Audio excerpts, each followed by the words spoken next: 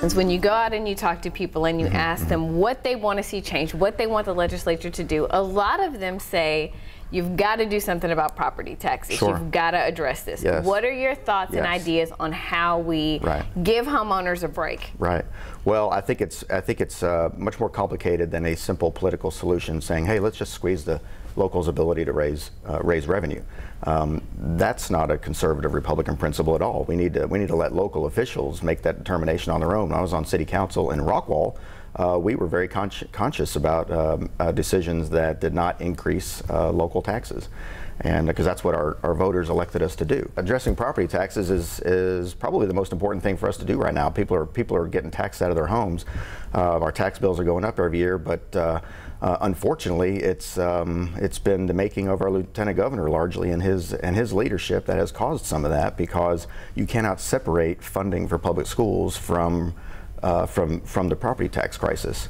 One of the primary reasons we have property tax trouble is because our public schools have not been funded adequately by the state of Texas. With each passing year, the state pulls back on how much the percentage that it provides for public education, and then that leaves the local taxpayers to supplement the state's share of public school funding. And so if the state will actually fund public schools appropriately, then that gives local leaders the wiggle room and the ability to adjust its taxes accordingly to help mitigate some of those ebbs and flows. And really, it's all rising, it seems, lately. But it allows local leaders to make adjustments accordingly.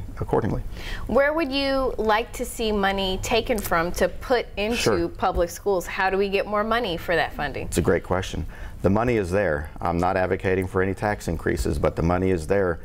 We have a system in Texas where public school tax collections are a huge revenue stream for the state of Texas.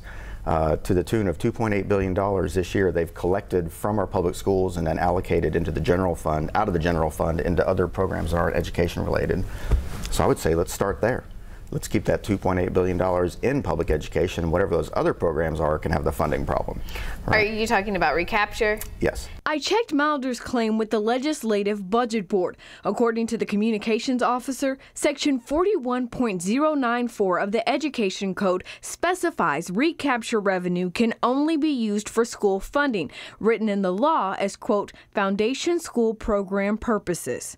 Another thing I want to do is I want to look at all of our unfunded state mandates that have been passed over, say, the last 30 years. There's a lot of them, thousands of unfunded mandates that strap our local school leaders, and they're forced to comply, and that costs money to comply with these mandates. And so let's look at them, review them, and decide which ones decide which ones have no relevance to the classroom or relevance to learning, and repeal them and create a whole lot of wiggle room within the existing funding mechanism.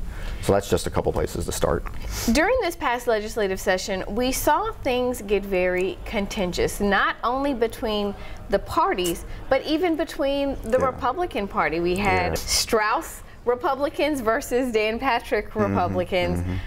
How are you going to work together? Yeah. Well, first of all, there has to be an appetite to work together in the Lieutenant Governor's office.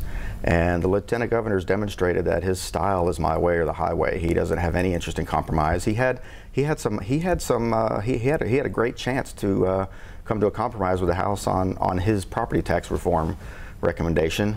And the House said, you know, we're not willing to go there, but we'll go here. And then he said, no, we're not doing that. You do what I want to do, or we'll do nothing at all.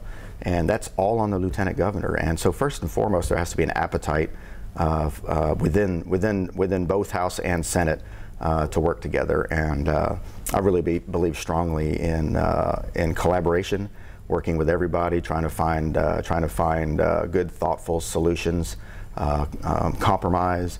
I think Texas, we've got all the solutions ready to go. We've got some very smart people. We just have to remove the politics and debate with civility and respect for each other. And we can disagree all day long, but there's no reason to get hostile and demonize each other. Give our viewers some final thoughts on why they should vote for you during this primary. Well, like I said, I'm a rational, regular Texan. I go to work every day. I ironed my shirt this morning. So I'm relatable, and I have a genuine desire to serve all Texans. I have no desire to serve special interests. to serve a handful of billionaires and millionaires who are going to want to buy my time and my agenda. That's not in it for me. And when I get elected, I'm going to be there to do the job. I'm not going to be there to keep the job like so many politicians. That's not what it's about. It's about doing right by Texas. It's about doing right by Texas public schools. It's about doing right by Texas communities, large and small, urban, suburban, and rural. We can't just focus on where the most votes are. Texas is a great state, and what makes it great is every community is a cog in the great system of Texas. And if we ignore one of those communities and one of those cogs stops, guess what happens? The rest of the state starts, the state just stops working.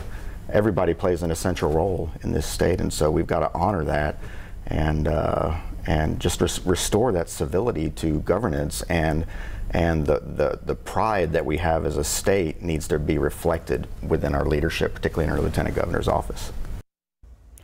I reached out to Lieutenant Governor Dan Patrick's campaign to request an interview. They said he had no time to sit down and talk with me before the March 6th election. Remember, early voting starts Tuesday.